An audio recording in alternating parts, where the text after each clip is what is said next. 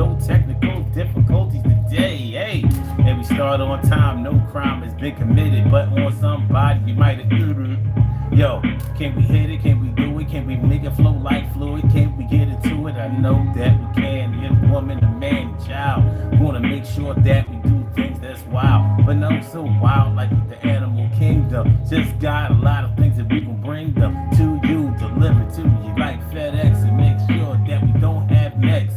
But if we do, yeah, me and the crew, we gonna make sure we run through and get to the bag. And I know that we won't lag or be behind. Yo, we got the lots of things you can find the DG show. That's me. My name is OSun752, and y'all are down with who?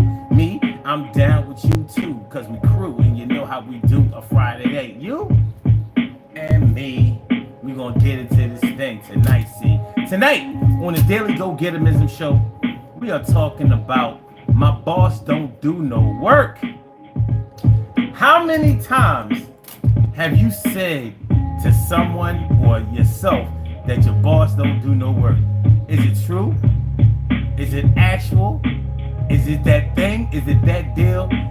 It's easy to fall into the feeling that your boss really doesn't do any work. For a lot of people, I imagine that that's the actual case.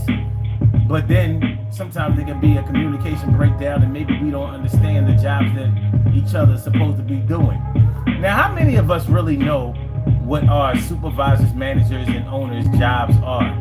Do we understand, or do we even care? Because a lot of times we just know that we are the ones performing all of this labor, and somebody ain't doing the right thing. So that's how it's going down on the DG show. Yo, we going to do like this and have the flow. Man, it's Friday night. Thank God it's Friday. Flashback Friday. One day removed from the 4th of July. You know what I mean? Fireworks still going off. They still lighting firecrackers around the way. I'm still hearing rockets. Like, yo, one thing you learn in the hood is the difference between the way that fireworks sound and the way that the ratchet sound. And the ratchets around the way. Yeah, what you talking about? But anyway, that's how it's going down on the Daily Go Getimism show. My boss don't do no work. What do y'all know? What do y'all know about my boss don't do no work? Man, oh my goodness. I have never been on a job ever where somebody didn't have contempt for their manager, their supervisor, the owner of the company, or whatever. You know, I mean, you can call it hate, you can call it whatever you want to call it. But one thing is for sure, there are a lot of people who feel like people in management do not do anything, and all they do is sit around and get paid. All they do is sit around and get paid. And I imagine that in some cases it's true, and in the cases where it's not true, it's probably not even noticed or cared about or acknowledged. I've known plenty of supervisors who got in there right with the subordinates and did their thing. But then again, I've known a lot of working supervisors, and I've been a working supervisor before, so I know how it go. Anybody who has been in a leadership position at work knows that there are certain perks that come along with a leadership position. Like, for example, you might get paid on salary instead of punching a clock. Now, you know, one of the great things about getting paid on salary is that you don't punch a clock. So your moves are not as calculated as other people. You don't necessarily, on some jobs, not all of them, but on some jobs, you don't have to be there at a specific time. You may have to be there at a specific time frame. And you may be able to leave a little earlier, or you may be able to shave a little time off the top. Shave a little off the top. Longer lunches, because ain't nobody clocking that. Extra breaks, because ain't nobody clocking that. Now, these are things that experienced employees learn how to do themselves. Don't get it twisted. But those are some of the benefits of being in a leadership positions. A lot of the pitfalls of being in a leadership position and working on salary is that you don't get any overtime. So if you need to stay at work extra hours, 9 hours, 10 hours, 12 hours, guess what? That's just what it is. You might be in a position where you just have to put your foot down and be like, yo, I'm going home. I already been here for 11 hours. I'm not going to make the 12th. I'm doing 11 hours a day. Y'all not paying for this. Because when you start adding up the cost, when you start calculating your hourly rate, when you divide it by 8 hours a day, when you divide your check by 8 hours a day, you might be coming out pretty well. When you divide it by 10 and 11 and 12 hours a day, you like, what if I could get overtime? Ain't no overtime, baby. Ain't no overtime. So, of course, subordinates are going to look at this different. But that's how it go. That's how it go. What up, Brent? What up, T. Carey? Right, morning, noon, and night. It's always great to have my people going directly into your site. And Emily Dunlap is in the house. Bow! She about to turn it out. Thanks for coming on through. Brent says, what kind of stuff you do on the channel? We talk about the human experience. So we talk about love, we talk about money, we talk about sex, we talk about family, we talk about kids, we talk about friends, we talk about jobs, we talk about the neighbors, we talk about the things that happened when you went to the store, when you lost the score, when the sports didn't turn out your way, you got a gambling fetish and it took you out the day.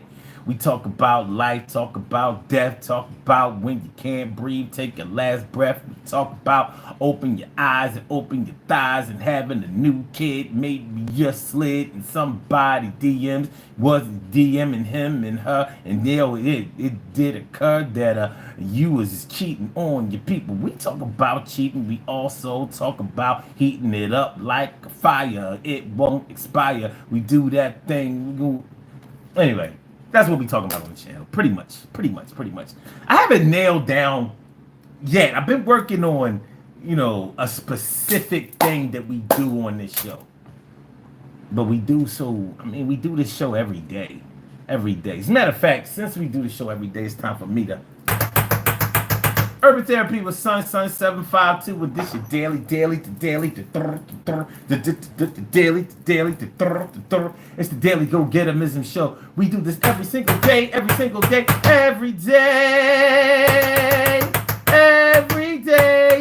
it rains. Every day it rains.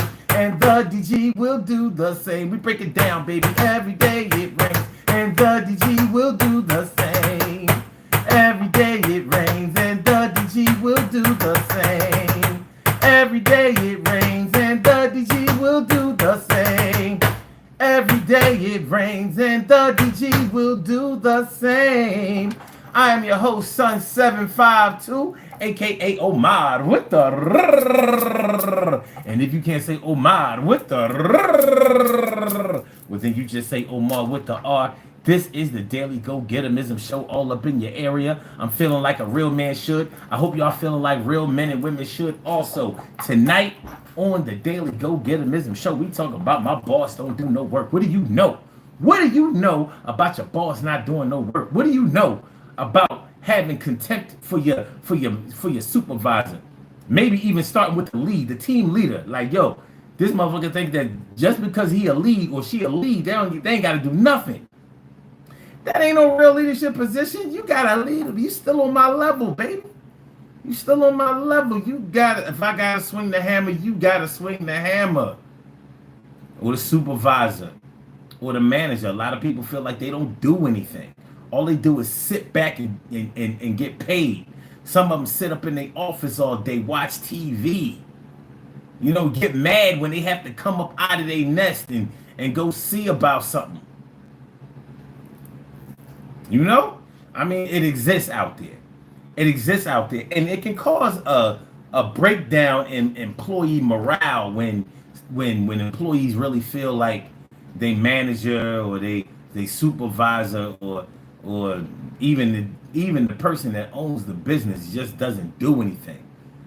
So you going to work every day feeling like a slave, totally ignoring the fact that for your labor you get paid.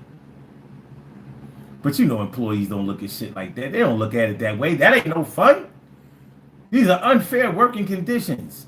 You paying this person all of this money, you paying us peanuts because there's normally a big pay discrepancy or disparity between the way between the pay that management gets and what subordinates get, but not all the time.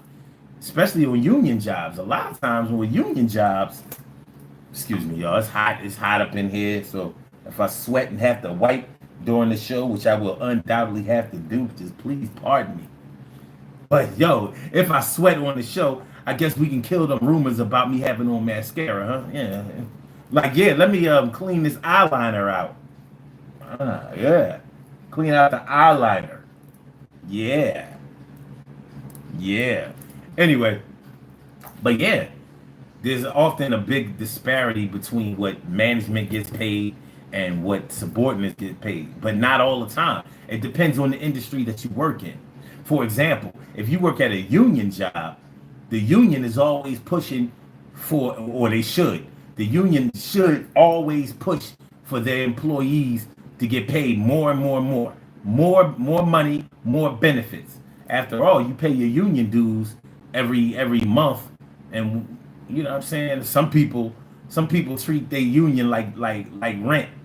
You know how if you've ever rented rooms, houses, apartments, or whatever, you know that you have some tenants that make sure they get a little bit of their rent money back in the form of repairs. Like I'll knock a hole in the wall, every other month just to make sure he come through and have to spend some of that rent money I gave him. I've actually had tenants who did that shit back in the day. Well, at least that's how it seemed. I'm like that whole above your headboard on the headboard on the bed, like that ain't no human head hole. I don't know what y'all was doing, but that did not come from sex. That's not a sex hole. So kids putting toys in the toilet. Kids just like to flush shit. Like, I'm putting my Matchbox car, my Hot Wheels car, Fisher Price car in the toilet. This shit blocking all the pee, blocking all of the toilet paper, blocking all of this shit. Yeah. Anyway, so a lot of people do that with their union. Like, yeah, well, you gonna protect me this month. I got into it with my supervisor, and some things were said, and they trying to write me up. I need some arbitration. I need me a shop steward. Need me a union rep to make sure they do it. You gotta protect me. You gotta connect me. So that's what we talking about. All right. So let me see what Brent talking about. He says, I've been in a leadership position for years. Everybody wants to hate, but they won't put in the extra work. I guarantee you that. I'm like you. I almost have never had a job where I wasn't the manager. At the very least, I was a team lead or a supervisor. At the very least. I've never been a regular employee at any job. Ever. From the time I was a teenager, I've always been in a leadership position. So some things I can relate to, some things I can't. Young CV, let me tell you something. Listen, this is a show. It's an interactive show, in fact. I don't mind you getting busy in the chat. You can say whatever you want to. There is no censorship on this show. But if you keep posting the way that you're posting, you're interrupting the chat, disrupting the chat, and I'll get you up out of here for that. Now, I don't mind you like just what you just wrote. Great team manager, still ball. I don't care about that. My skin is thick. But if you keep fucking up this chat, it's going to be bye-bye for you. Now, maybe you don't care. But guess what? Neither do I. So, we could, you know. All right, you buy it? You leaving? I'll holler at you later. Thanks for nothing. Salute, dummy. All right, so let me see. Brent says, I get there early and I leave late every day. I care about my team and our progress more than anyone. I hear that. And he also says, there's percentages you got to look at. I'm doing hands-on work 40% of the time and administrative 60%. Wow, that's a lot. My foreman is 70% on the floor, 30% administration. Okay. My team leads are 10%, admins 90% floor. Okay. Wow. Yeah, that's a lot. You was about to subscribe? See, listen, man. You sound like you know what you sound like. I'm gonna just keep it a buck with you. This is what you sound like. You sound like a girl telling a young dude, telling a young dude, I was gonna give you some, but since you acting like that, you ain't getting none. I was going to subscribe. You wasn't going to subscribe to shit. You know what I mean? You wasn't going to subscribe to shit. But it's okay. It's okay. Living, love, and light. What's going on? Thanks for coming through. I appreciate you. And strictly business. Strictly Bordeaux. Strictly Bordeaux. Yeah. Thanks for coming on through, though. Appreciate you. Appreciate you. Cicely Bordeaux says, Young stop. What is young stop? What is what I'm talking about, boy? What I'm talking about, boy or girl? We don't know them. We don't know who you are, your gender. But anyway, that's how it's going down tonight. That's how it's going down tonight on the Daily Go Get It Business Show. My boss don't do no work. See, a lot of subordinates expect for their supervisors and managers to do their work too. They figure I gotta swing a hammer. The supervisor can swing a hammer too. No, he don't. And he shouldn't. Shout out to you, Brent, but I wouldn't take a job where I had to be a working supervisor or a working manager. I'm not doing that. Now, what's the use in moving up in position if you still gotta do the shit that you was doing when you was getting minor figures or when you were on a lower rung of the ladder? So we not I'm past them. That's why I like working in the union. Oh, can't even do the job. Damn, I was about to jump on this forklift, but they catch me on a forklift and I'm done. I ain't trying to get rolled up. I'm trying to help my team out. Can't get on the forklift. All right, yo, Johnson, need you to come over here, get on the forklift, dog. You know what I mean? Forklift, you know what I mean? I need you to move this over there. You know what? Listen, the dumpster, the open top dumpster is too full on this side. So what I need you to do is I need you to grab that forklift and turn the dumpster around so we can still dump. You know what I'm saying? We can still dump. All my labor personnel will know what I'm talking about. Justin Jefferson, I'm sped. I don't know what that means, but I'm down with you, man. Thanks for coming through. Appreciate you.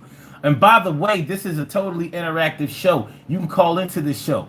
If you would like to call into the show and spread your word and say what you gotta say, get it off your chest. If you want to scream, holler, yell, you can come on through, and I can tell. If you want to curse, cuss, and swear, you could do it right here. Yeah. Like I said, there's no censorship on the show. You can say how you feel it. You don't have to apologize for cursing, cussing, swearing, or feeling it the way that you feel it. The number to call is area code 319-527-6199. That's the number to call. I said a 319-527-6199. Yes, y'all. I said a 319-527-6199. Yeah, get on the line. I said a 319-527-6199. Yeah, get your shine, baby. Get your shine, baby. Get your shine, baby. Get your shine, baby. 319-527-6199, baby. Call that number, 319-527-6199. Press number 1, and that will let me know that you would like to speak, and then I will call you out by the last 4 digits of your telephone number. You can rock on it, do the damn, do the damn thing.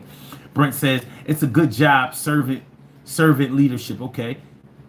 And he says, I know my job and I know all my subordinates. That's cool. He says, I'm a train them until they're better than me. But that's very noble. That's very noble. That's cool. All right, y'all. Are y'all ready? Are y'all ready to put y'all uniform on? Since we talk about my job, my boss don't do no work. It's time for us to get dressed. Technically, I have been on this show naked for the last 20 minutes, but that all comes to an end. It's time for me to follow dress code. This is number 1 rung of the dress code. This is number 2. Look good, right? All right, now it's time for me to dress you. Because right and left is what we do. Which one y'all want to wear? The right or the left? The right or the left? The right or the left? My right is your right. My left is your left. My right is your right. My left is your left. My right is your right. My left is your left. My right is your right. My left is your left. Which one y'all want to wear tonight? And I'm going to show you how we do. That's right. My right or my left? My right or my left? Which one? The right or the left? I'm going to decide in a minute. I ain't do it yet. I said the right or the left. The right or the left. We going with the left. We going with the left because y'all ain't talking, but that's okay. All right. Hold on.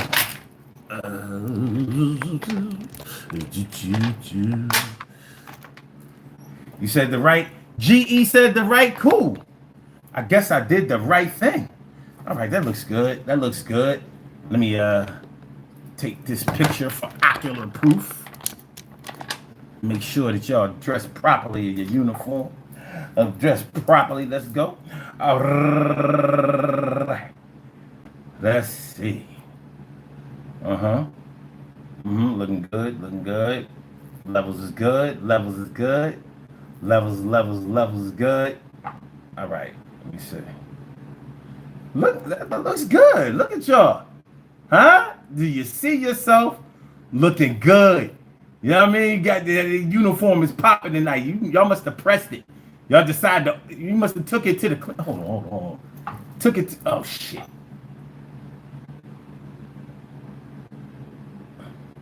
Okay. Must have took it to the cleaners.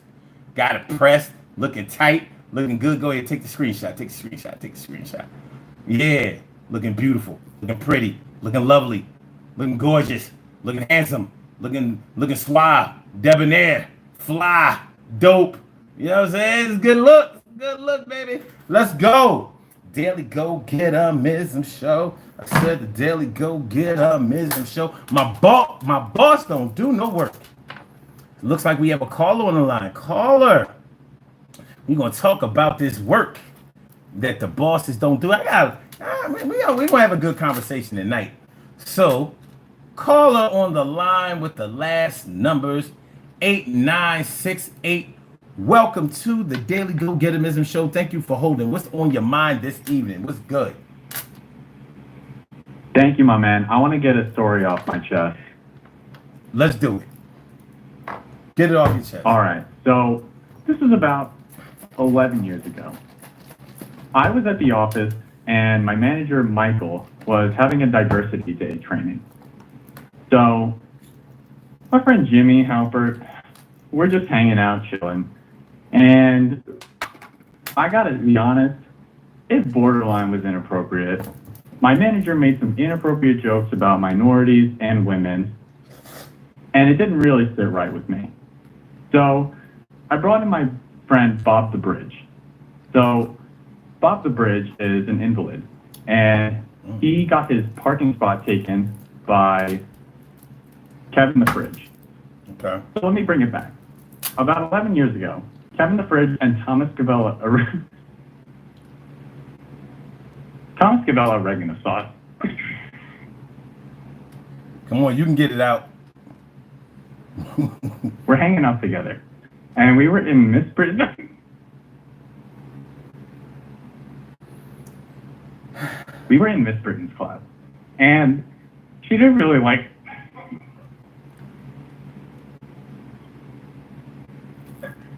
She didn't really like us.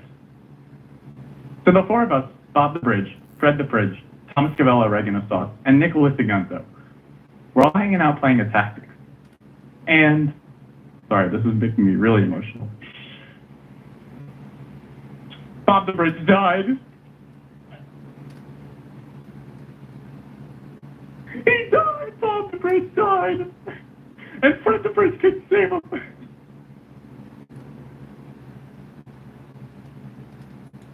All right, you got it out? And so I had to attend their wake. And my friend and manager, Michael Scott, was there, along with my friend Jimmy Halpert. And we were there for his dog, Rufus, because he was all alone without Bob the Bridge. So Kevin the Fridge comes along, and he explains that he found this site called Blog Talk Radio. So we decide to spend their evening Dude, hold on. Let me slow you down. Hold on, let me slow you down for a minute. If you're going to troll, you got to do better. Your fake emotions is fucking up everything.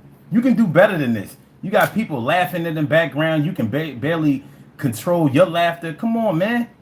Come on. I'll let you troll, but you got to be funny. You suck. Come on. Step it up. Make this shit halfway believable. Give us the shock value at the end. Your shit is weak. Come on, come on, do better. I'm gonna let you get your shit off. But you gotta do good. So me, make it worth listening to. Jimmy Halpert. You got motherfuckers. Hold on. You got people calling for me to. And we were doing diversity day. Stop cutting me off, or I'm gonna cut you off. Like I said, you got people calling for me to cut you off. Now I'm gonna let you start all over. Now do this shit right. Now consider this shit to be a rehearsal.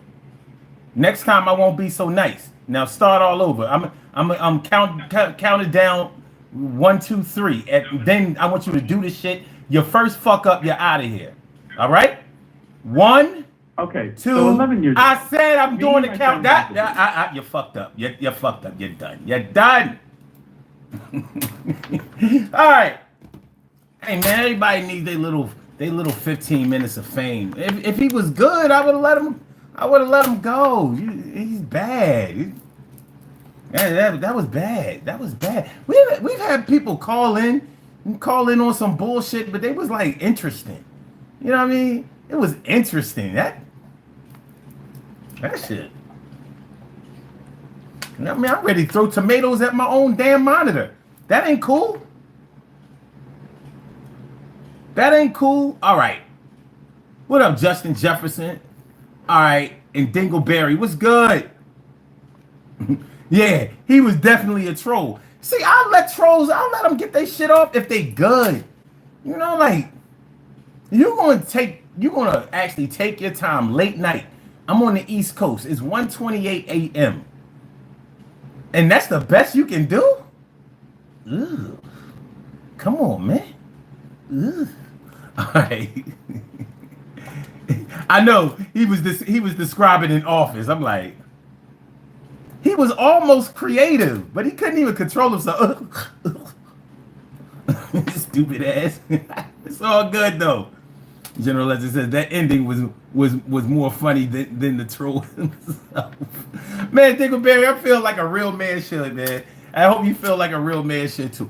Listen, tonight we talking about my boss don't do any work. Now, look, I have a scenario that I want to talk about. And I want to ask y'all about this scenario, this situation, and see if you've ever been a part of it. So, watch it, young CV. Watch it. I thought, you must not have saw anything good on the other lives, and you came back. Damn. You don't want to see nobody. You don't want to see nobody play Call of Duty. You don't want to watch people play Call of Duty for 3-4 hours. No. Why not? All right. Anyway, so at your job, have you ever protected your boss, like your supervisor or your manager?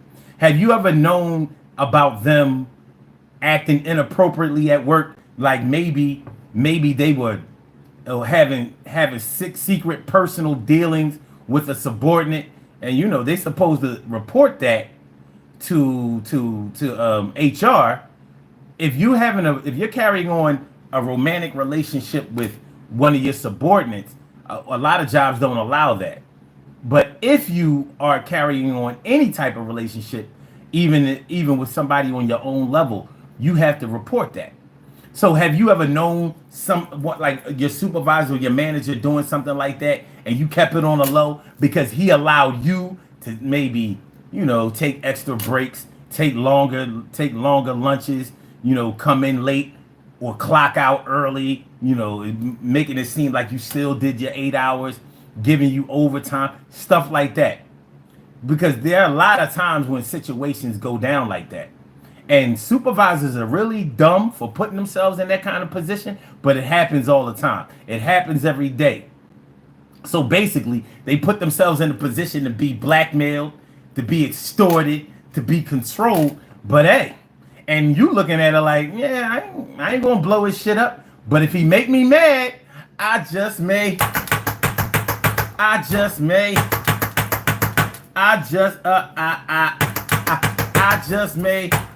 I might start talking, and I hope it don't get out. But normally, a lot of people know about the situation anyway, and some people just can't help putting themselves in a position where they could hurt themselves or somebody else could hurt them just by talking about the things that they do.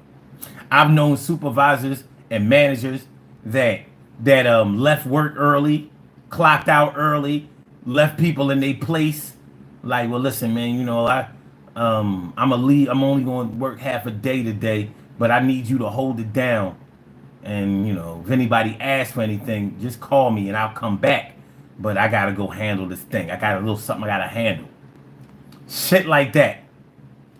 I mean, have you ever seen a situation like that? All right. Shadow Band says, I married my manager. Oh, that's cool. Vita B, what up? What's going on, ma? Get to see me some you. Yo. Get to see me some you. Yo, thanks for coming through. Glad you got a little time and you came on by. Appreciate you. That's why I gotta say that you fly. Word. Young CV says, that is what we call a snitch, brother. Well, you know what? If you are a manager or a supervisor and you put your subordinates in the position to snitch on you, tell on you, or just tell the truth on you, then you a dumbass. And by the way, there's no such thing as a snitch at a job. It's a job. You didn't come there to protect anybody except for yourself. And if you suck at doing that, that's on you. It's a snitch. I ain't seen nobody at no job get ostracized. Well, some union jobs, they really look down on that. Like, oh man, I don't believe you told on the board. But everybody, for the most part, everybody worried about their salary. They worried about their check. Ain't nobody else's name on your check except for yours. It don't say nothing about what you did for anybody, how cool you are. It don't have no stars, no badges on your check. It has the hours that you work, your PTO time and all that, your taxes, and that's it. That's it. Oh, and your address and social security number, all that kind of shit. But yeah, so yeah, all snitching at work. People trying to make somebody feel bad about snitching at work. That ain't never stopped nobody from telling, especially when they get mad. And that's the thing about dumbass supervisors and managers. Some of them can't help themselves. On the Blog Talk side, Lee Joe Warrior says, my manager is so hot. Well, good for you, Lee Joe. Good for you. That's what's up. Dimples D's is in the house. Yeah, some managers, some supervisors and managers, they put themselves in a position to be told on. See, here's the thing.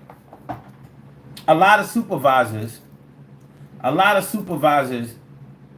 lead by popularity. They do things to get their team on their side. Like, yo, man, I really like that guy. He's great. And that's cool. It's always great that your team likes you. But it's way better when your team respects you. When they like you, yeah, they'll do some work for you. Some work. When they respect you, oh, they're gonna work for you because they already know you don't do your job. You coming with that paperwork. You come with that paperwork. Well, okay.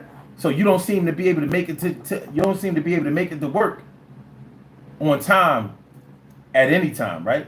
So you always 10 minutes, 15 minutes late, to the point now it's gone so far that you don't even call to say you're gonna be late. You figure that everybody already know that you ain't gonna be there seven on the dot, 8 on the dot, whatever.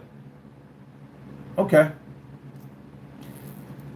Subordinates will take advantage of a supervisor that needs to be loved. So they'll work for you because they like you.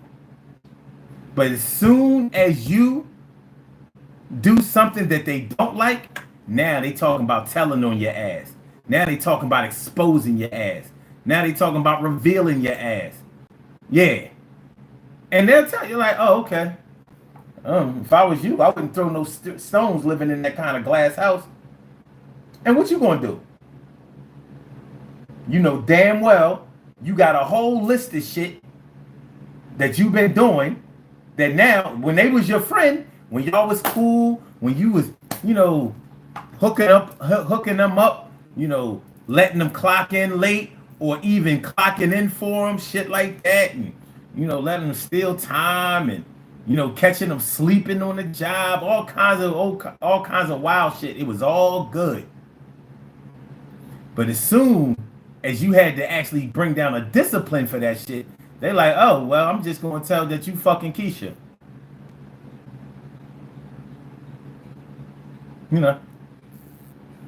Yup, you caught me napping. You sure did. But it was my word against yours. Nobody else saw me sleeping. It was just me and you. So guess what I'm gonna say in HR regarding that? Like, nope, I wouldn't sleep. Yeah, but you was in the closet with the light off. Yeah, I know. I just went in there because I just went in there because I had to fix my pants. I saw my zipper was open, was down, and I couldn't fix it. So I just dipped in there for a second, and he just happened to come when I was in there. I just took a seat. But he fucking Keisha, and I got 5 people over here that attest to it. Matter of fact, Keisha might say something about it because he done made her mad. Shit like that. My boss don't do no work. Boss don't do no work. Not a good look. That's bad look. Not. All right. Leo Warrior or Leisure Warrior or Lee J.O.J. Warrior. One time my manager offered me either a promotion or a blowjob, and I took the blowjob. Definitely don't regret my decision. Yeah, man, you dumb as shit if you took a blowjob over a damn promotion. Fuck out of here. Shit. I wouldn't have done that. I get my dick sucked off hours. I don't need to get my dick sucked at work. I'm good. I don't see how getting my dick sucked at work is going to do anything good for my career. I have ironclad proof that it'll get me bounced up out of there, though. You will not survive a blowjob at work. Not in a leadership position, you won't.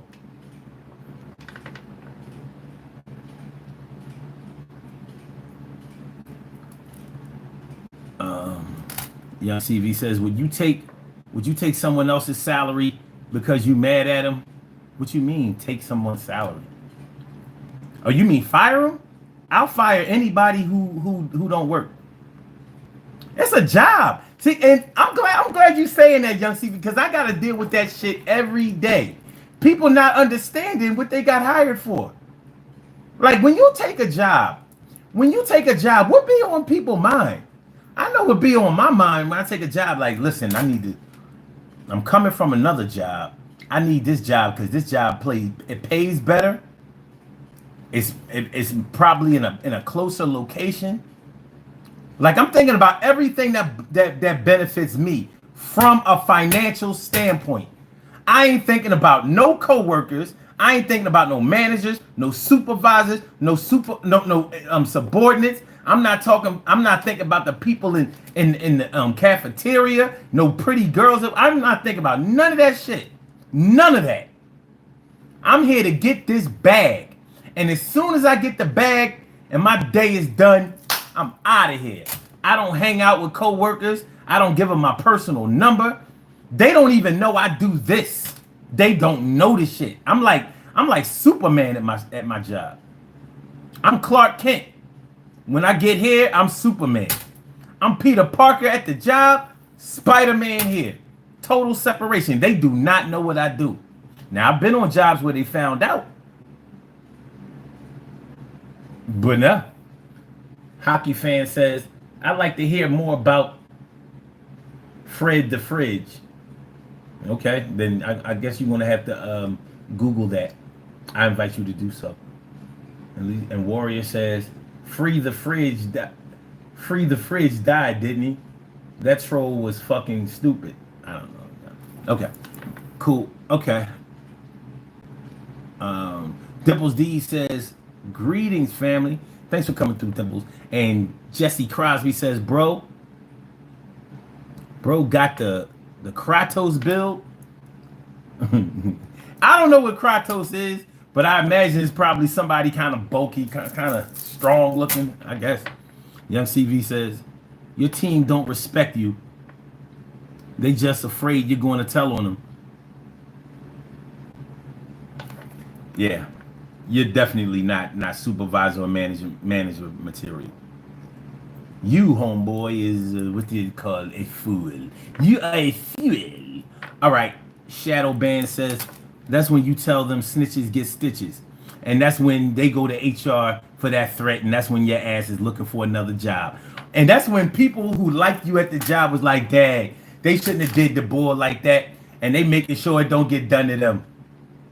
They be like, yo, nah, man, my baby girl or my young boy, he graduate next year. I can't fuck up this money. I gotta get this bag.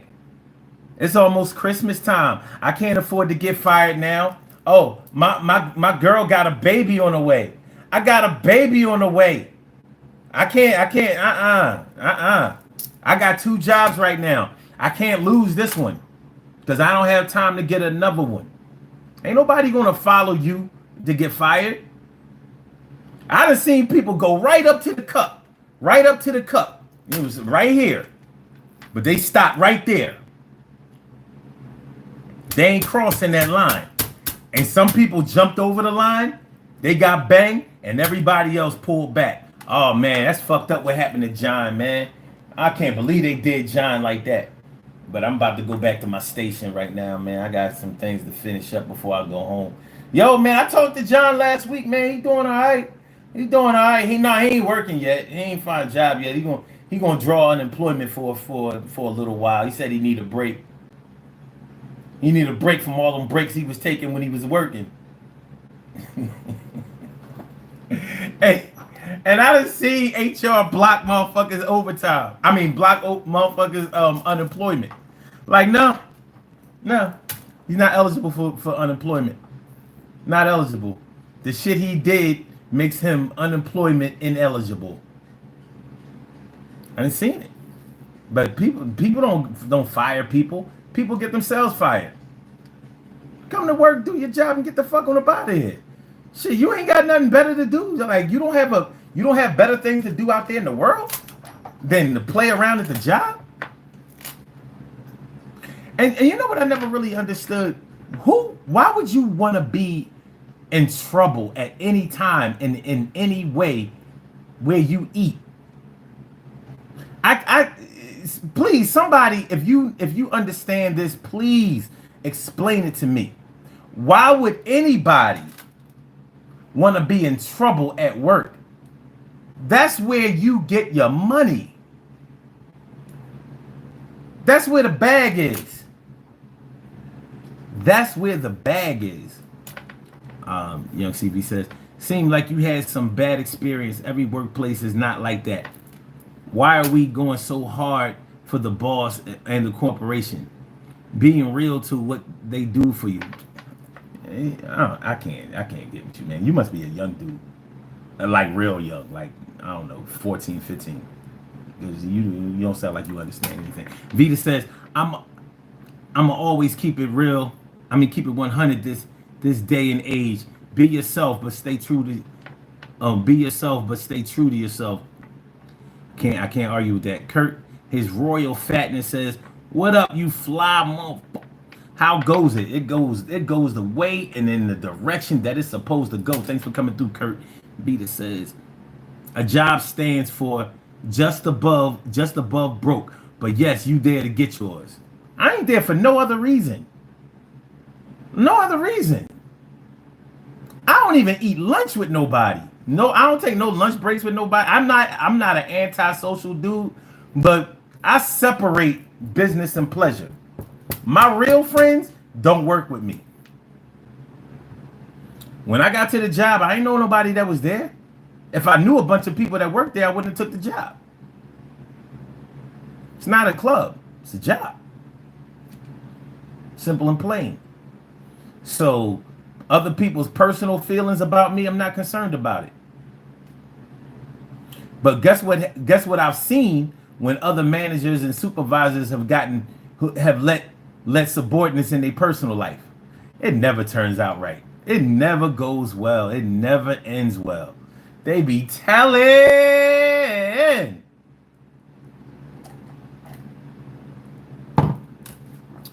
Yeah, he be stealing from the job too. He got a bunch of stuff. That's why he be working late. A lot of the stuff that's here be going right in his car. I seen it at his house. It's all good. Summon Lucifer. Wow. Fact, we work to get money. Talk that shit. Man, I mean, it's a job. It is where you what? WORK is where you work. So as we talking about my boss don't do no work, a lot of times subordinates think that their supervisors and their managers are supposed to do the same job that they're doing. If you really think about it, that's ridiculous. That's ridiculous. Like, why would I need an extra person to do what we are budgeted to do? But I understand that a lot of subordinates don't understand. They don't even understand what I'm talking about when I say budgets. They don't understand.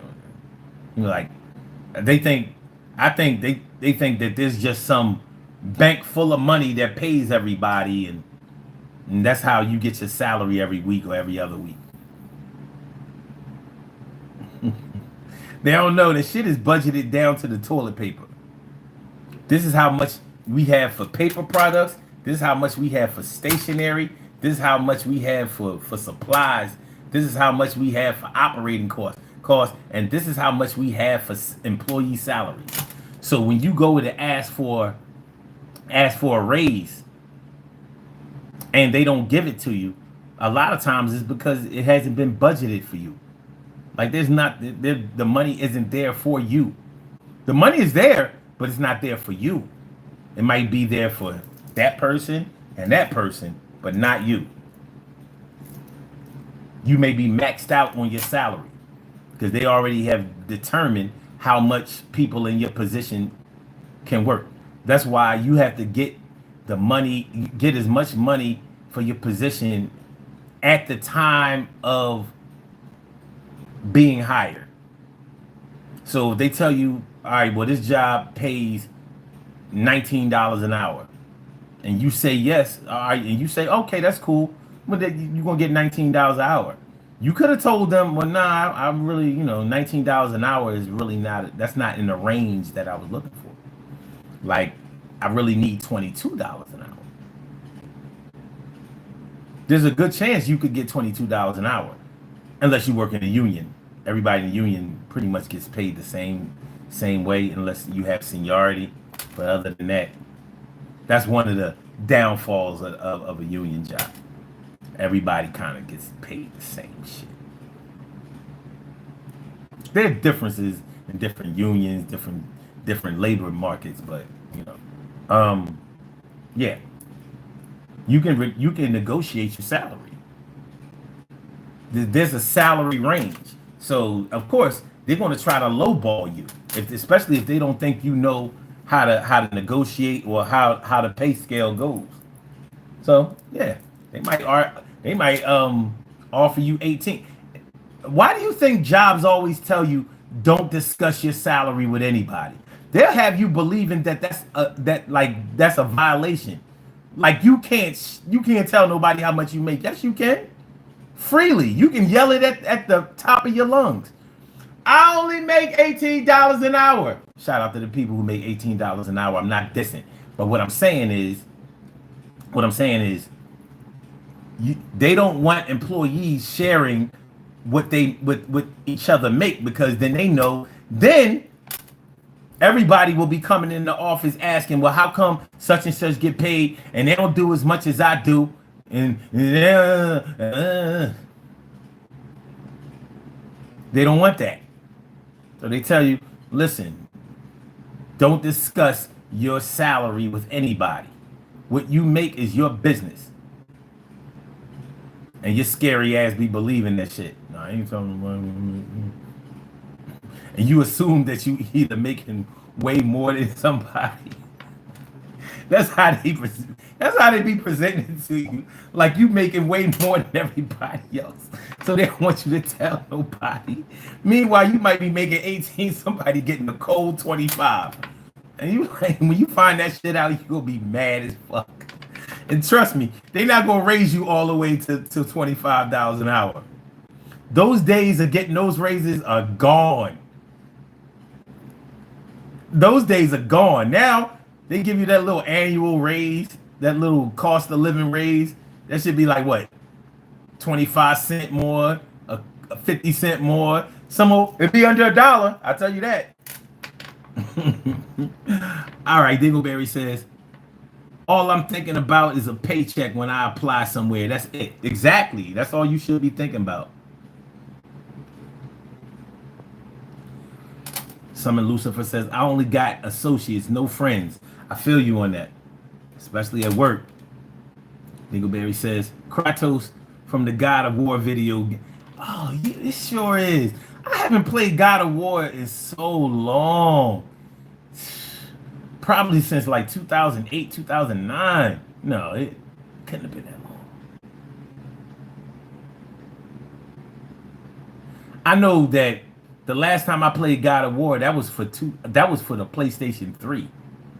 So yeah, it might have been that long. That was for PS3. Kurt the Royal Fatness says, that's the problem. People think in the right now versus the tomorrow.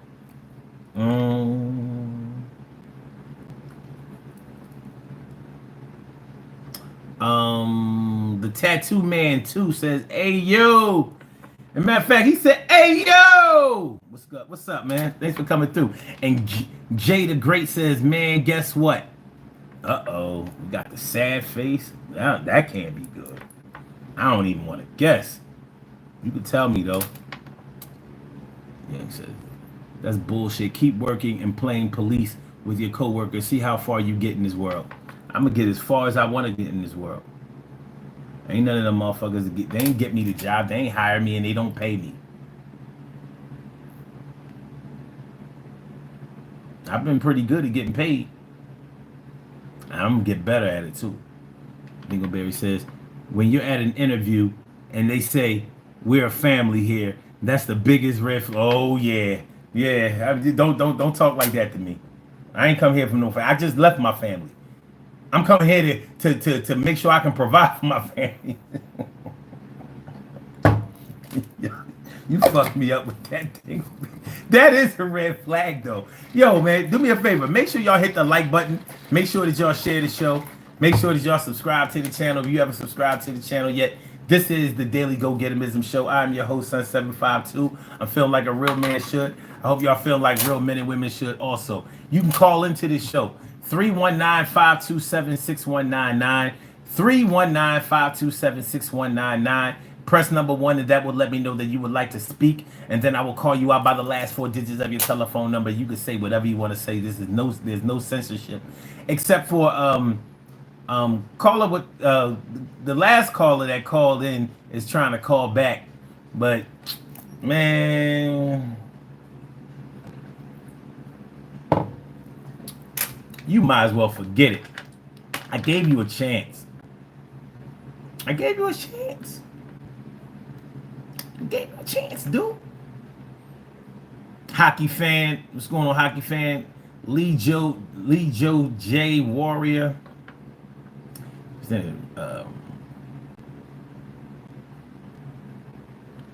Hockey fan says, son, we can hear more about your illegitimate child with Turkish Quandale Dingle. I don't know what the fuck you talking about. And he also says Robbie Shapiro. Listen, on the Blog Talk side, come over to the YouTube side. It's better over there because there's only two of y'all over here on the Blog Talk side, and y'all can't see what's going on. If you come over to the YouTube side, you'll probably have a better experience. If y'all want me to, I'll put the link in, but I'm not going to put the link in unless y'all request it. All right. FDS says, Stip, yo, you wrote that wrong. Stip yapping ninja. It's too late for this beer. A beer. Oh, you drunk yourself. What the fuck? Yo, tell you what, write this shit right. Write it legibly so somebody can read it. You know what I mean? You make public schools look bad with that gibberish. Get out of here with that chicken scratch. I ain't gonna try to read that shit. And look, he said ninja. He tried to be politically correct. You should have just went ahead and said the word. But you're drunk, high ass. You can't even write. You're a dummy. You probably don't have a job. You too dumb to get a job. They ask you, what's your level of education? And you was like, my dad was smart. I'm like, all right, cool. Cool. Yeah, I know I'm late with the comments. I know that, young CV. I don't care. You know what I mean? I'm moving my own pace. I don't even have to read these comments. I do it because I like to connect with my people. So, you just mad because you probably said something, down low and I ain't get to you yet. What up, Jacob B? Feeling like a real man should, dude. Appreciate you. Thanks for coming through. Yeah, they give you that little 50-cent raise. You know what I'm saying? And look, I've seen jobs where they only hit you off with like a quarter. A quarter. Like, how much does that come up to annually? When you add up all the hours, you're like, damn, a quarter? Now, if they add $1 onto your salary, that equals $40 extra on your check per week. So if you get paid bi-weekly, that's $80. $80. It sounds like, yo, I'm making an extra dollar. You be thinking you're getting all this extra money. You're not. $40. That's what it comes to. So if you was making, let's say, I don't know, $630 on your check, now you're getting you're getting $700 minus the taxes. So you're not getting that whole $40. G Vu says, yo, love your channel. Can you pray for my father? Nope, I'm not praying for him. You pray for him. Matter of fact, you can call in and lead the prayer. Not praying for him. I hope that his cancer treatments go well. I hope. Because it sounds like he has a colon problem. All right. Cam says, I cooked rack of lamb. It worked. Okay, that's what's up. All right. Cam says, hey, you look, hey, what's your routine? You look jacked at an older age. Yeah, I'm 53 years old. I work out. I work out. I just do a little something every day. I do calisthenics though. I do like a bunch of sit-ups. when I sit-ups, I do these other stomach exercises, but I do the rolling pin. You know, that's good for your core and your shoulders and shit like that, arms. Um, I don't really do a whole lot of I don't lift weights per se. I got one bar that I use to do some military presses, you know what I'm saying, and some arm curls. Other than that, I ain't trying to win no competitions out here. I don't even go to a gym, man. I do everything at the crib. I have a lot of muscle memory because I've been working out so long that I just keep a lot of muscle memory. I don't go hard no more. For what? Miller Boy says, my boy, what's up? What's up with you? Good to see you. And that Mama Latina, thanks for coming through, y'all. I know I'm just getting to y'all late, man, but please bear with me. Please bear with me. Y'all know I'm always behind in the times, but I'm going to catch up. Dimple Z says, organizations benefit from co-worker and trust and communication. These can both be undermined when people shift from colleagues to romantic partners. Partners don't even realize the extent of it. They don't. You know what I mean? Like that shit. Wait, think about it. When you see other people in a relationship at the job and then it gets personal, so when they mad at each other, it crosses over into. If people are wondering how come they won't let supervisors and managers be with their subordinates, I mean, it's really very simple. How are you going to properly give direction to somebody you sleeping with? You know, first thing he or she is going to be like, say is like, when they don't want to do something or when they mad at you, well, it wasn't like that last night. Yeah, when you was biting on the sheets and shit, when you was trying to eat some linen, it wasn't like that. And what you gonna do? You can't even properly write them up because they got shit on you. You even played yourself.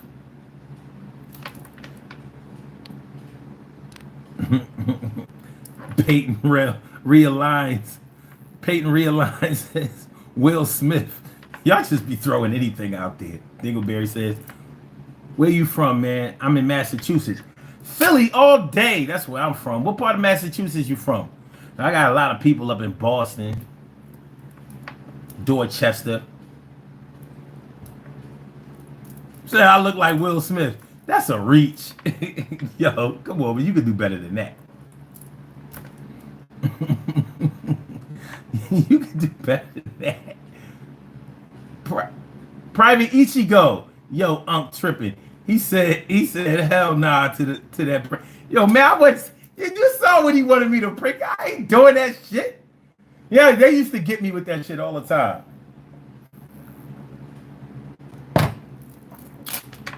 Let him pray for that shit himself. Good looking out, Mama Latina. You subscribed. Did you? Let me check. I check on. I know the last number I had. Let me see if you kept it red. Let me see if you was red. Let me see. It looks like you did. It looks like you did. It looks like you did. You I appreciate you. Yes, I do. I appreciate you. Yes, I do. I appreciate you. Yes, I do. Thanks for coming through. Get down with the crew. I promise not. I promise not to disappoint. I promise to come through every night. And it's going to be the joy. I said, I appreciate you subscribing. I appreciate everybody's live. When we get into the thing, we do it like them kings and queens. I said, I agree.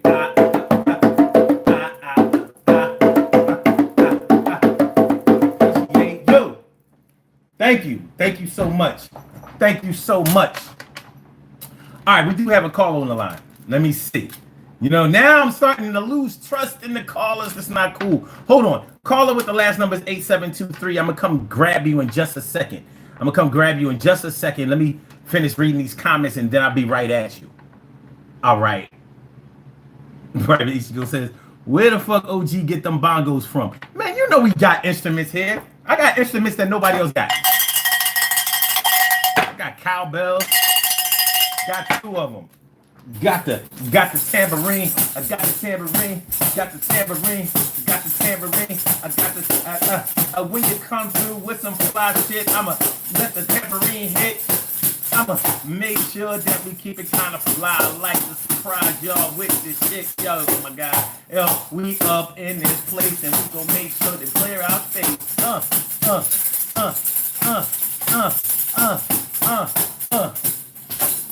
Shit. We got more shit.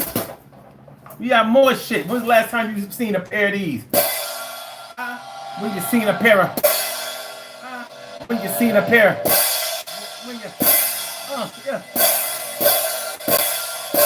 Looking at my Gucci, it's about that time for MC Cool D to start humping the rhyme. I heard you was out there biting my line, and when I catch you, boy, your ass is mine. You always on my face saying school, man. How the fuck did you get so cool, man? Never ever seen you play the fool, cause I use a microphone like a plumber use a tool.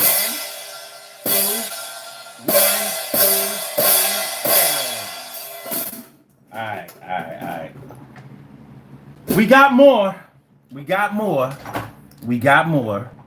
Y'all want more? Let me know y'all want more. We can get a session started. One man band up in here. I might not be good at any of these instruments, but I rock them anyway. Okay.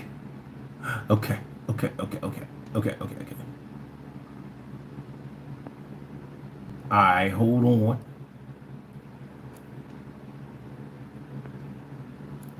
All right, Cam, that's you on the line. All right, I got you. Give me a minute. What up, Lamar Johnson? Thanks for coming through. Appreciate you. Mad Mystic 007 twinning with Amber. Heard HPT style. What the fuck? He says, what do you think about white women with dreads? I never think about that. I mean, but you can wear your hair the way you want to. Jacob B says, for real, he looks like the Steve Harvey light skin version. Ain't Steve Harvey lighter than me? Steve Harvey is kind of light skinned, ain't he? He ain't brown skin. He's lighter than me. Maybe it's the lighting having. I'm dark. Miralash says, hello, where you from? Philly all day. Germantown is where I stay. Not tomorrow, but today. Let me see. Cam says nah. All right. Star Smooth says, King. Star Smooth. What's going on? King Diddy Wande? Did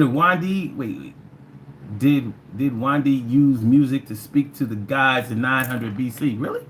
Has anyone here ever heard of King Diddy Wande? I haven't. Oh, I look like The Rock too. Okay, yeah, man. All right.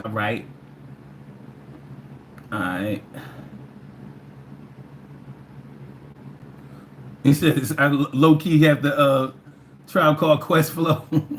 Really? Which member? All right, we good. All right, you hung up, Cam? All right, hold on. All right, so caller with the last number is 8723. Welcome to the Daily Go Getimism Show. Thank you for holding. What's on your mind this evening? What's good? Can you hear me? I hear you loud and clear. Thanks for coming through. Oh, okay. You can hear me. Okay. Well, I'm going to tell you something. I'm going to be on here probably about a good 10 minutes, not even that long. Maybe not even that long.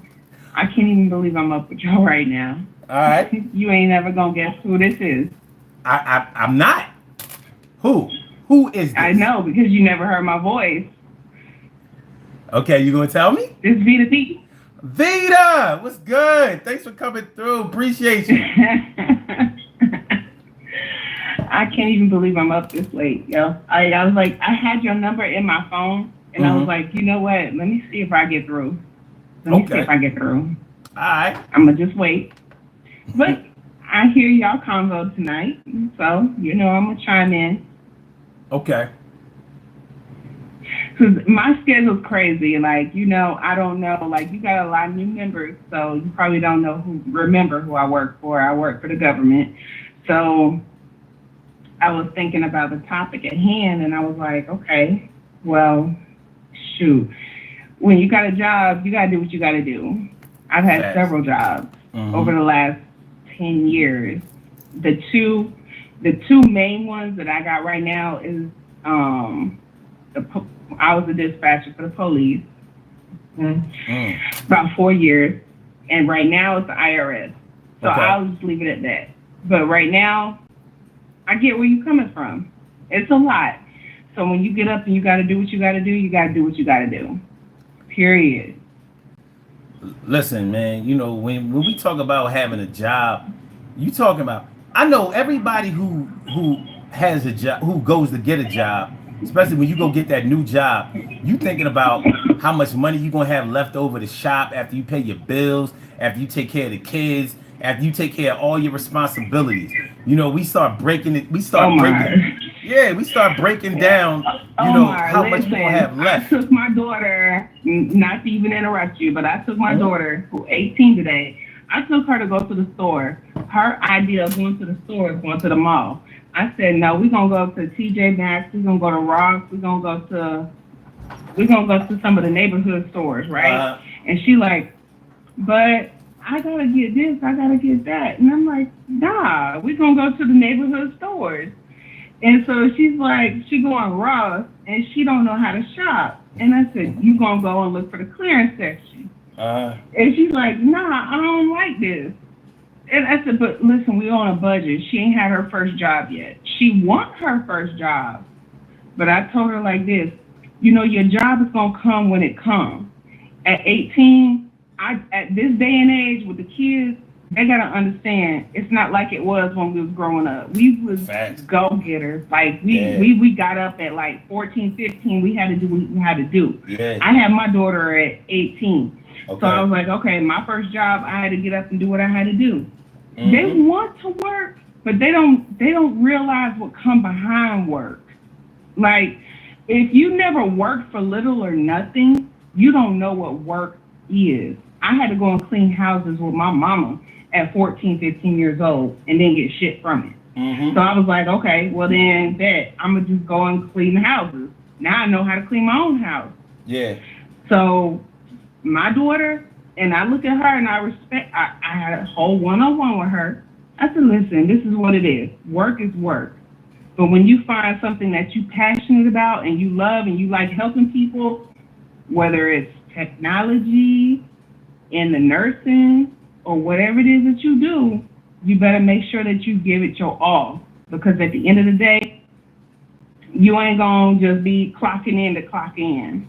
Because I don't like clocking in just to clock in. Yeah. And that's a good thing to teach her too, because one thing about today's generation, it seems like they don't really understand how finances work. Like, they don't seem to know where the money comes from. Like, they are able to make money in ways that we were never able to make money with, like the internet, and they can be content creators, or they can do an OnlyFans, all kinds of crazy ratchet shit. We didn't have those kind of outlets, so we had to actually make something happen in order to make money. So we kind of knew where the source of income was coming from. So with them, they might not understand what you do when you go to work, and how you get paid, and the fact that sometimes you may not be able to control your own destiny as far as your finances are concerned. So we have to put them on to that. But also having to actually do labor and be able to network, be able to impress the whoever is at the job, who is giving out opportunities. Make sure that you look for opportunities for advancement and shit like that. I've heard a lot of people say things like, I don't want to manage people because it's a lot of work, and people don't like to listen. And I get it. I get it, all of that. But at the same time, you also have to understand that if you just want to flow with the fishes, then you just going to always have the flow with the fishes money. That's the thing. You know what I mean? I like to be able to. I like to be able to go to my boss and be like, "What can I do to make some more money around here? Because I need more. I don't give a fuck if I'm making 6 figures. I don't give a fuck if I'm only making 4. But I need to make more. I'll never want them to think I'm comfortable with what I'm getting because they will stay right there. If they think you don't want to make no more, they ain't gonna give you no more. So That. yeah, it's crazy. But in terms, and I got that, and I say make sure you do that with the right position and know that what you're signing up for, because you got to be an adult about things. And I'm saying, like, if you at least, I ain't even gonna say 18, I'm gonna say maybe 20, 25 and up, because those the workers that know what's up. If you are 18 or 20 and under, you don't know what's up. So when you get out here and you sign up for 11 to 7:30, which I've done. Now I'm on this is why I don't catch you. I'm on 11:30 to 8:30. So now I'm kind of in between. Weekends, today I took off. I did. I ain't gonna lie, I took off. I was like, man, I need a mental day.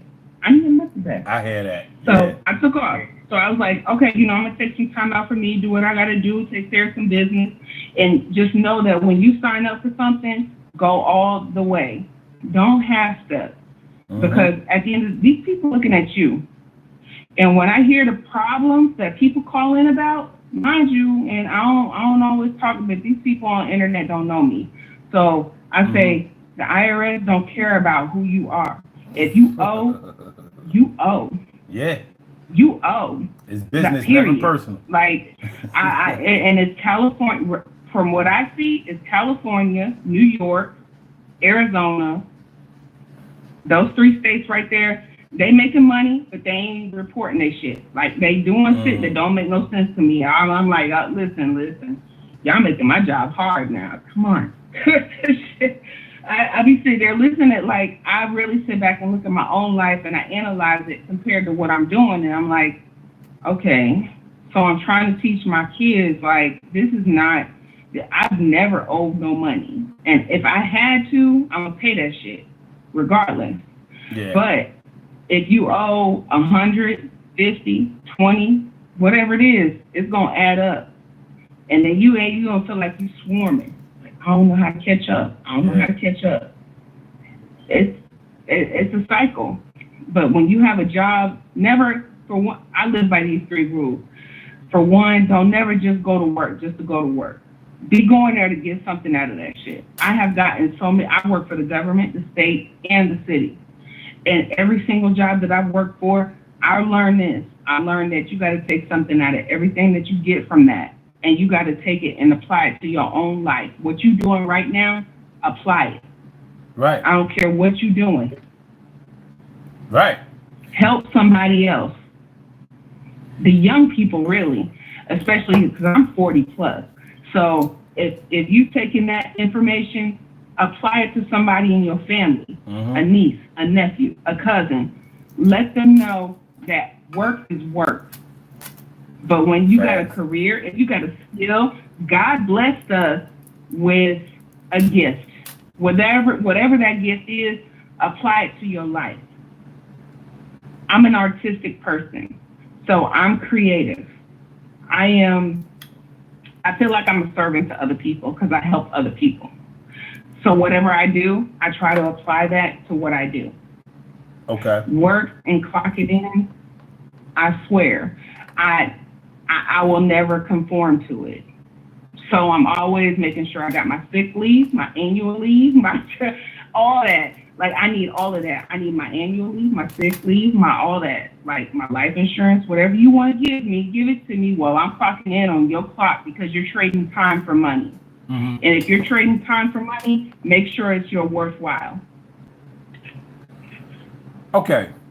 Let me ask you this. In terms of the topic, have you ever, in any of the jobs that you ever been on, have you ever felt like management wasn't pulling their own weight, or if you were in management, have you ever heard somebody say that about you, or was that ever a general feeling? And how did you handle that situation? Absolutely. Right now, I'm dealing with that. And I actually, in my line of business, what I'm doing, you got to go through chain of command. And I recommend anybody to go through their chain of command and always keep notes, keep record. Do what you do. If you clocking it at a certain time, keep record of it. If you know that you talked to a certain person, they told you X, Y, and Z, keep record of it. Because now that I'm 40 plus, I realize it's important. It matters. Management is not always management. And now they got AI taking over. So they're doing other people's jobs. So they do not know. HR is not HR anymore. I keep time my own fucking time. Like when I clock in for work, I track all my hours. They had this mandatory. I got to. And I questioned that. I was like, why am I keeping track of my own time? Like when you clock in and I'm on a phone job. So mind you, if you clocking in on a phone job, you would think that when you clock in on your phone, that's your clock. No, I have to calculate everything. My hours, my breaks, my lunch, everything. Sick leave, annual leave, all of that. So I would recommend anybody that's having an issue with their job, whether it's Subway, Little Caesars, Pizza Hut, McDonald's, TJ Maxx, whoever it is, just know your position. If you're an employee, you're an employee. Because I'm trying so hard to teach my girls this, and it's hard for whatever reason. I got a 24-year-old and an 18-year-old, and they both they're stuck in this rut. And I said, listen, know your worth. If you are bringing something, you can apply that to something else. Period. If you be here so long, take that and apply it somewhere else. True. Those are facts. And one thing I try to impress upon all my subordinates or anybody that I talk to, I always tell them, you take yourself everywhere you go. So if you think that something is going to be better somewhere else where you are going or whatever, you might be right. But remember, you take your attitude, your skills, your abilities, you take them everywhere you go.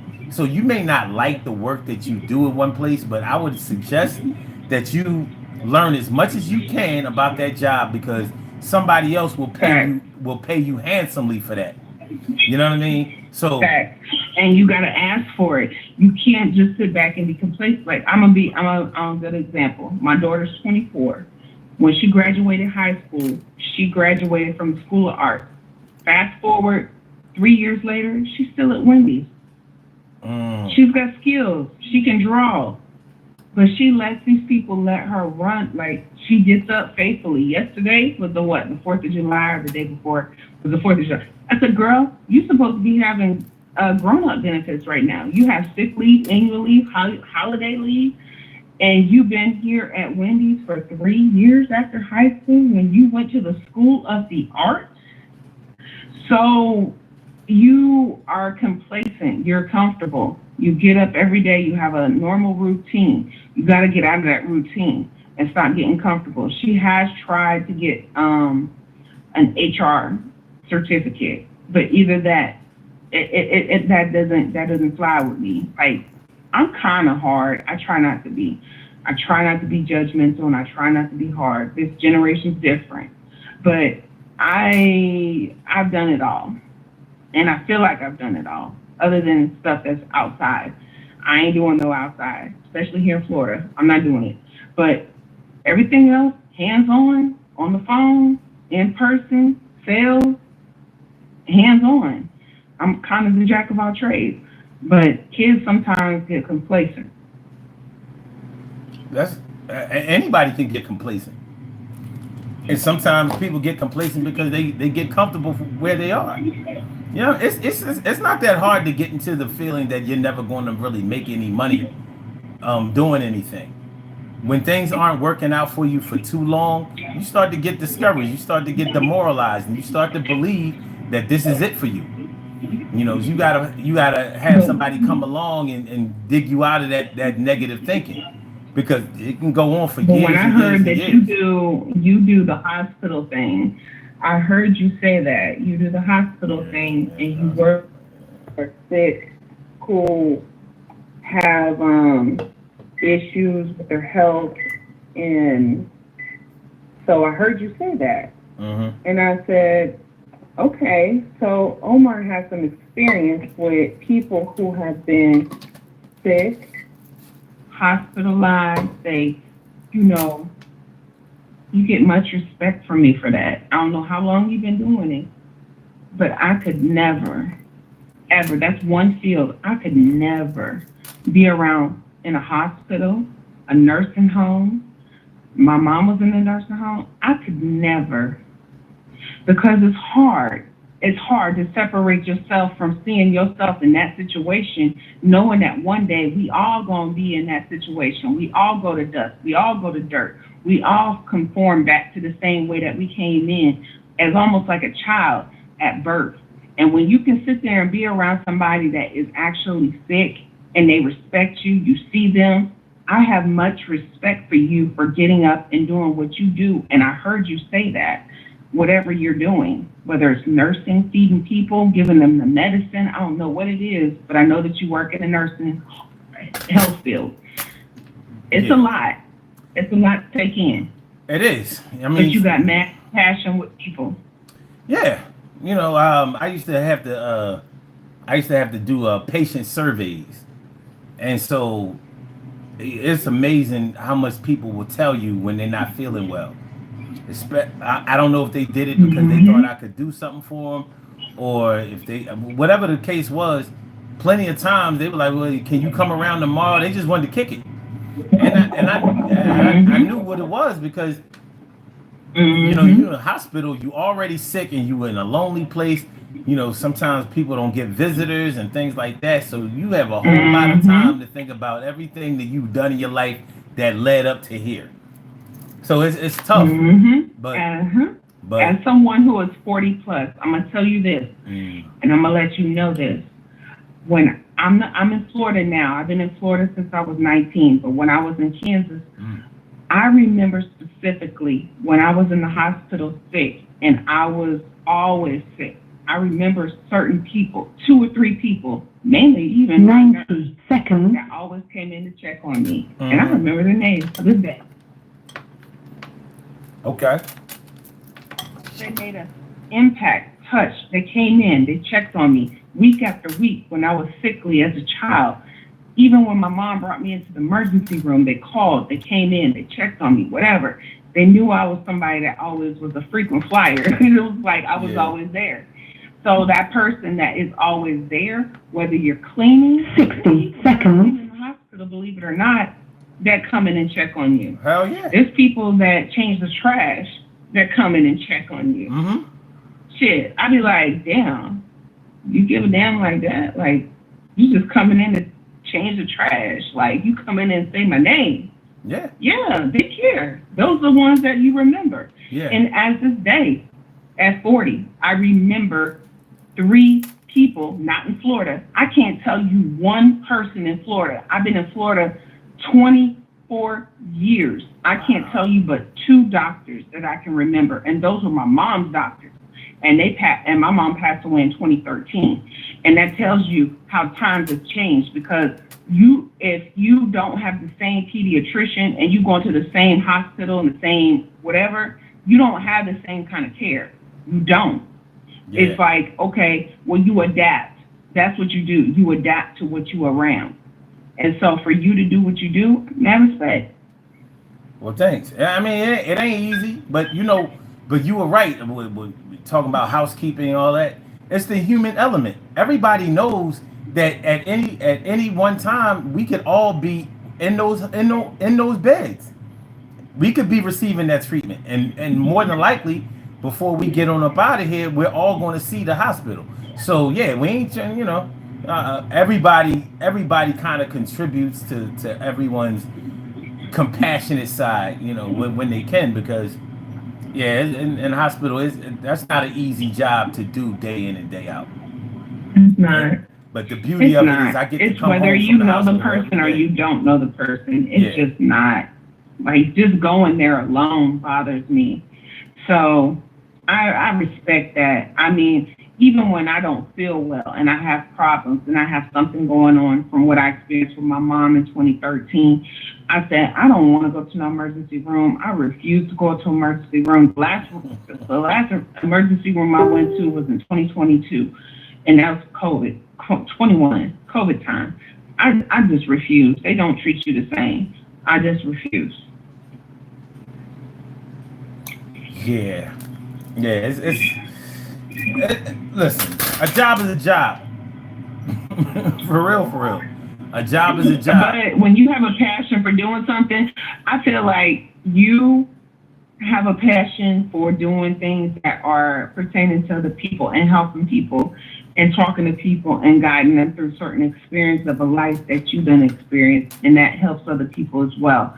Just me being on the platform maybe 6 months to a year, maybe, I don't know, give or take. It's impactful. So I appreciate that. A lot of people don't got the courage to come out and do what you do. So hands down, when you got a job, you got a job. True. Just don't get complacent in doing what you do. Break out. Find out what else is out there. Retail, management, cleaning houses, cleaning cars. Shit, your house is a job. If you can clean your house, you better clean your house. Whoever out there, you better clean your house. Okay? And then clean your yard. I don't even care if you got maintenance coming in. Don't wait on maintenance and shit like that to come in. Do your house. Like, I swear to God, that's my pet peeve. Clean your own house. You not let nobody clean your house. Yeah, I hear that. Yeah. But you know, it's like all money is green. And one thing I've always tried to impress upon anybody who works for me or works with me is like, listen, never be ashamed of what you do. If it's paying, it's paying. You know, you can't control, you can't compare your career path to somebody else's or your salary to somebody else's. You get paid what you get paid. They get paid what they get paid.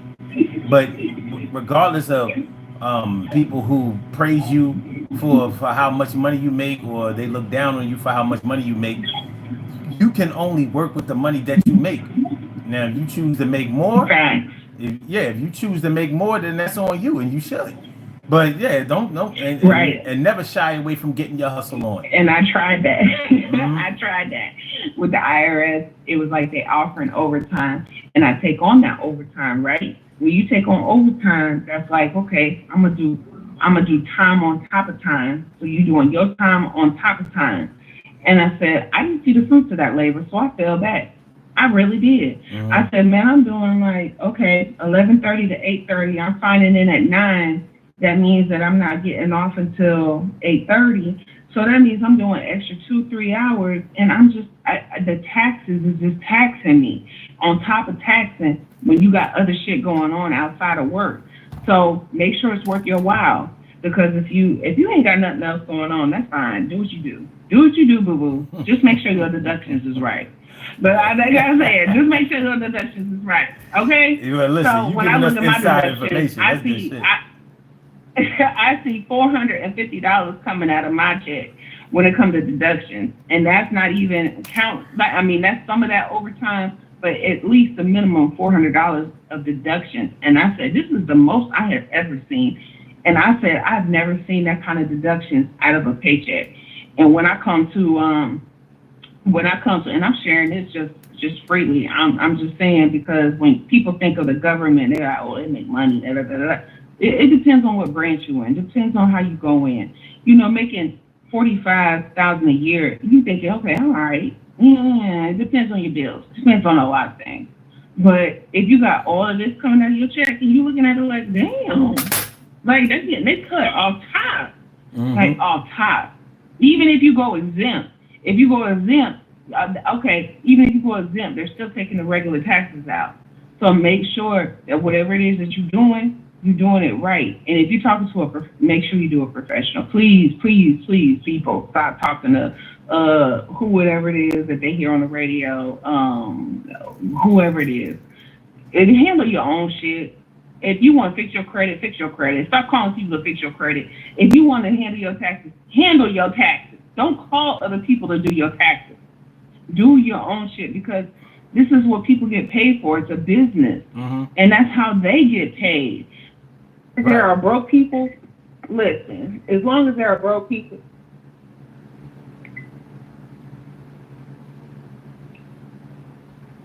You good? Yeah. Oh no, my bad. I'm sorry. Your video started playing while I was talking. Oh, okay. So like, as long as you got broke people, there's always gonna be a business.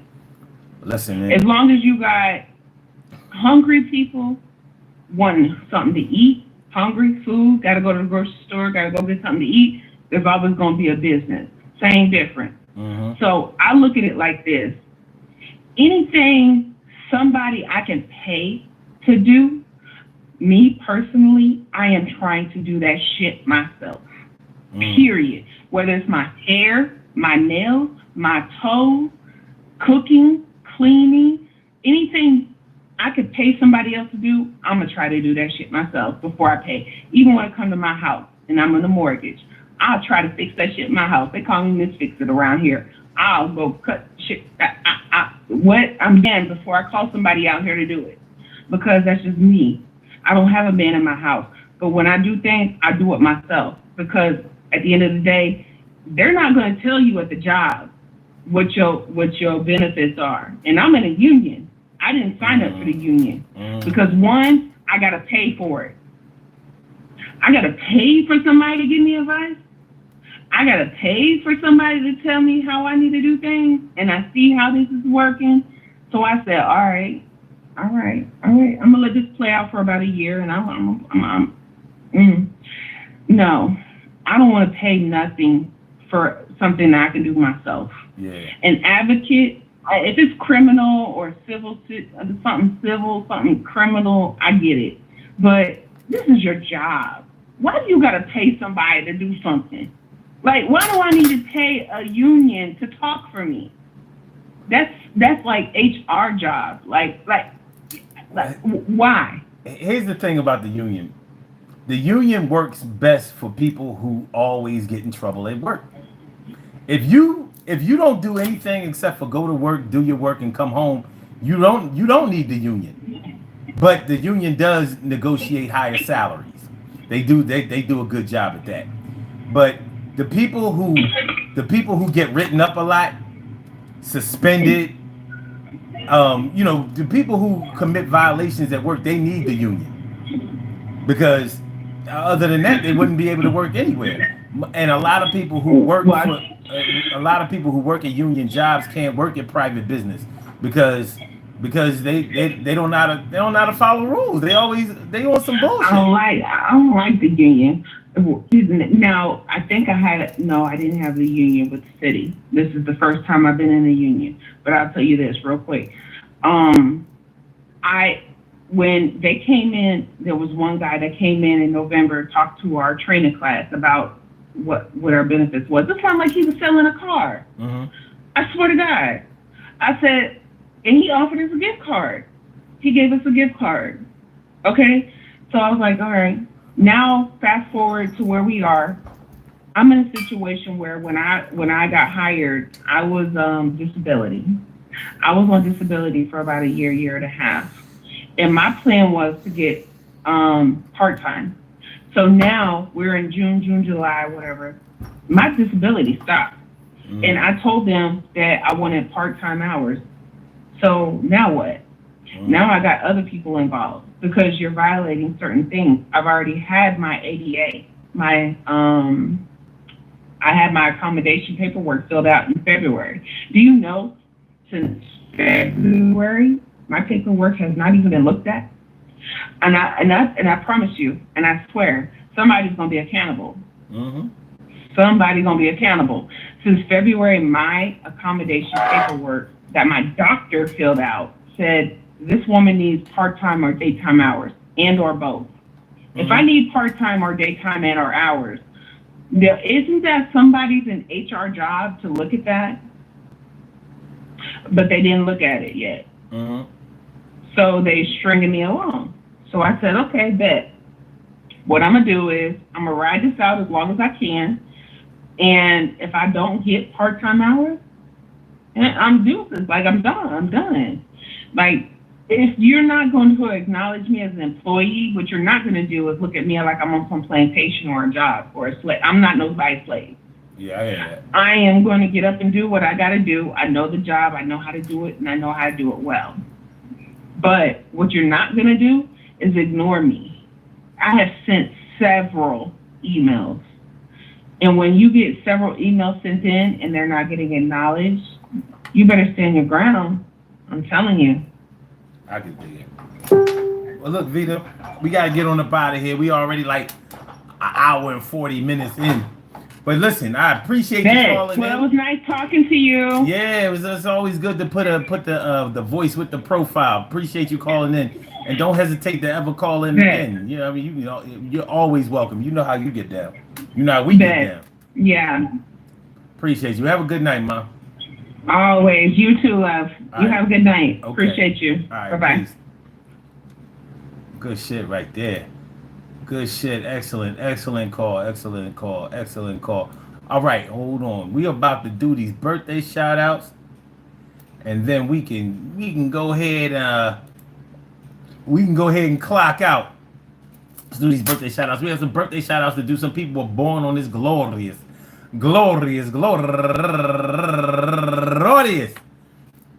July 5th, and they deserve to be acknowledged. So let's go about our business of acknowledging them and making them feel special because they are special because they are special because they are S-P-E-C-I-A-L. They get the R-E-S-P-E-C-T. They are S-P-E-C-I-A-L. They get the R-E-S-P-E-C-T. They are S-P-E-C-I-A-L. They get the R-E-S-P-E-C-T. They get number one out the box, Arnold Price. Happy birthday to you, and also Sabrina Morris. Happy birthday to you, and Robin Coates. Happy birthday to you, and Kathy Moore, and Joanne Menifee, and Rizana Murphy Hernandez Felix. Happy birthday to you, and Juliet Asawaru. Happy birthday to you, and Mel Layla Hart, and Nicole Smith, my man Skyski Rio, my girl Laverne Teresa. Last but not least, I want to say happy birthday to all of y'all. And I hope that today finds you all the good health, happiness, mind, body, soul, and spirit. And that goes out to each and every person out there born on this glorious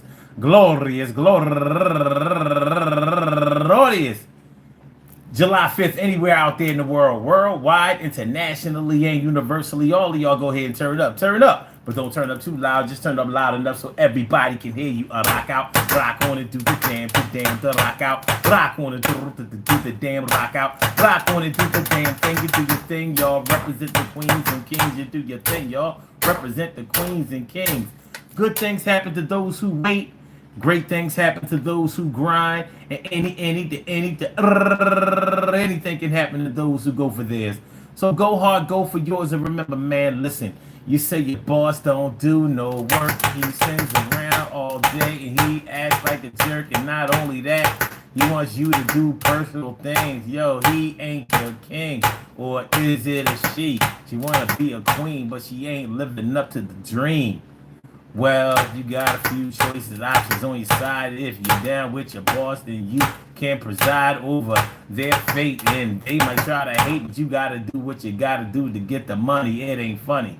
Yo, I know that when you signed up for the job, you was thinking that you won't have to steal and rob no more. You raising the score, going to win and take the belt, and your presence is felt. And I know that we can do better, and when we decide to do better for ourselves, we improve our health.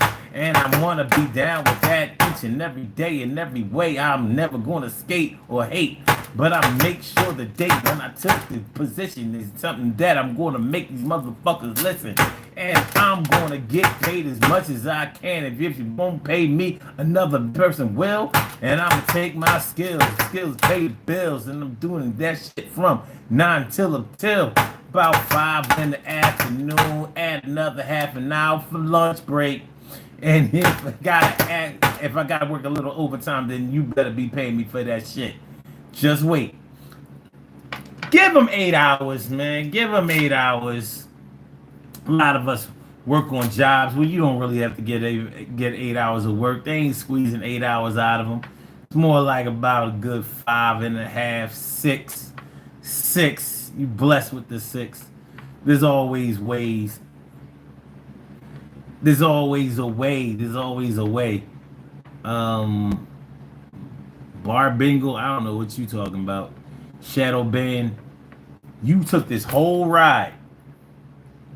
This whole ride. This whole ride. You talk shit for a whole over 90 minutes, almost a whole 2 hours. And I'm supposed to believe that you weren't entertained. You must be out of your fucking mind. Dingleberry says, I work at a marijuana grow facility. That's cool. Is that like that's not a dispensary? You mean where they actually manufacture the weed? Where they actually farm it and grow it? So, all right, that's cool.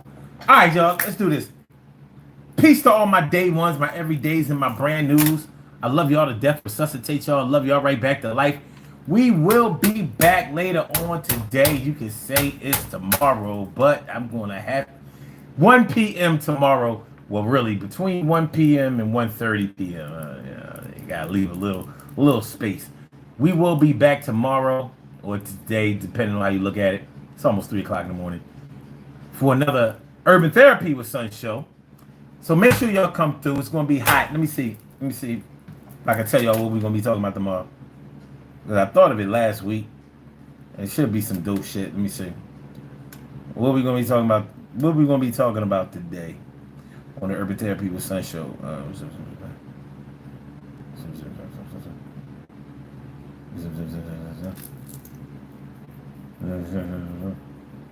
Nope, y'all gotta come through. But I bet you it'll be fly. I promise. This shit is gonna be hot. It's gonna be real hot. Listen, man, I appreciate y'all coming through. I really do. I really appreciate y'all coming through. Please hit the like button. Please share the show. Please subscribe to the channel if you haven't subscribed to the channel yet. It's time for us to clock out. We can clock out now, man. You know, the day is done.